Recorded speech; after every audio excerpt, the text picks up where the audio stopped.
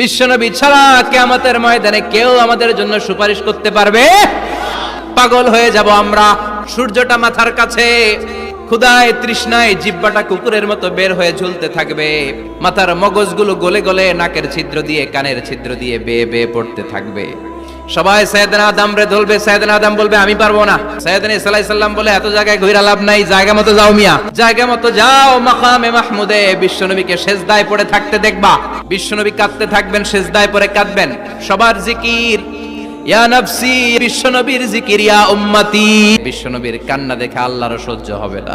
আল্লাহ বলবে না নবী ইরফা রাসাক, মাথা উঠান, যার জন্য সুপারিশ করবেন তাকেই জান্নাত দিয়ে দেব। বিশ্বনবী বলেন সব নবীর দুনিয়াতে একটা স্পেশাল দোয়া ছিল, সব নবীর ওই দোয়াটা দুনিয়াতেই করেছেন।